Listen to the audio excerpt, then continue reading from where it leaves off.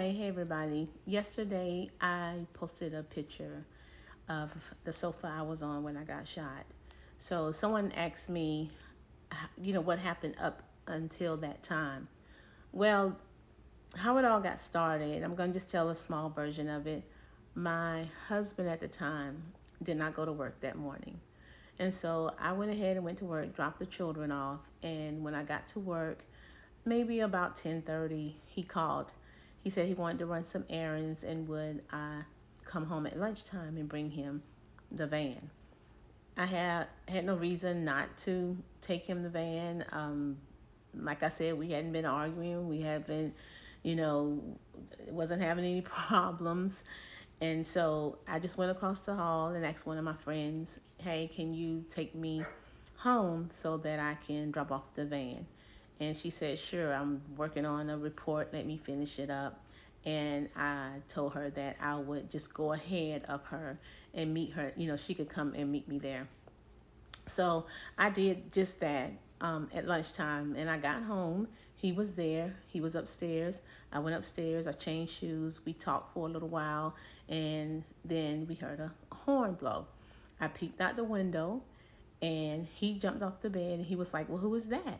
And I was like, oh, and I called her name, and he was like, oh, I said, she just came to give me a ride. We're going to go grab something to eat, and that way you don't have to worry about trying to take me back to work, because he wasn't dressed to go back to work. And I started downstairs. And like I said, no argument, no issues. And he kind of walked on the side of me down the stairs. And that was kind of weird, because I was like, you're going to make us fall. We both trying to get down the stairs at the same time. And when I got to the door, I reached for the doorknob, and he kind of stood in front of the door and kind of pushed my hand down. And he was saying that I was going to take you back to work. And I said, well, you don't have to worry about it. She's here, and you're not dressed to take me back. And I reached for the doorknob the second time. The second time, he was a little bit more aggressive. And I was just kind of thrown back for a bit. And so I was like, now, come on, we don't play like that, so stop, kind of move, and, kind of shoving him out the way and trying to get him to, because I just didn't understand his behavior.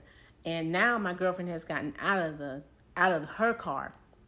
She's knocking on the door because we are on a time clock. And so we have to clock in, clock out. And I did not want to make her late. So I'm like, come on. And I'm calling his name and like, what is going on? And I'm still kind of playful, still kind of joking.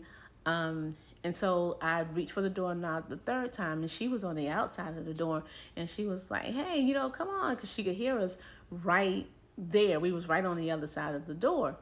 And I reached for the doorknob the third time. And so the third time I got punched in the face, like boom.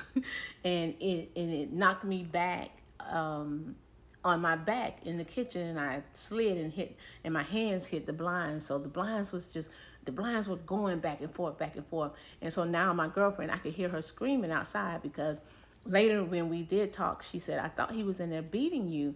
And I told her, no, it was the blinds. But she went to go get help, and I could hear her screaming, saying, I'm going to get help, I'm going to get help. He came and stood over me, and he was like, see what you made me do? And I tell y'all, I was on my back, and I was looking up at him because I was stunned, like just trying to get my bearings. I really was like holding my face, and really was just kind of really trying to get myself back focused. And I could hear him running up the stairs. And so he came back down. And when he came back down, I was getting up off of the kitchen floor at that time. And he went in his pocket and he pulled out a gun. And then that's when he told me where to go sit. And he was saying that he was not going to jail, that he knows she went to call the police, and that we were going to die. And so I really just lost it. I was like, where you get a gun from? Because we never had a gun in the house.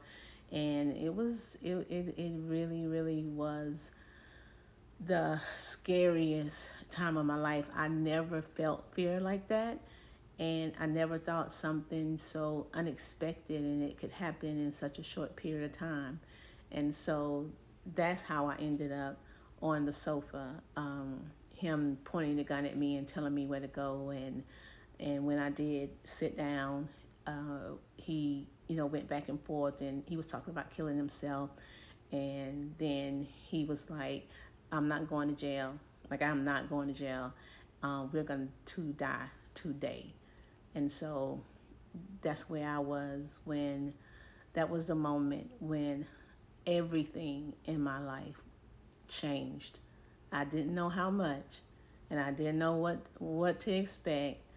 I had no idea that I would go through the things that I went through, but God. Stay tuned.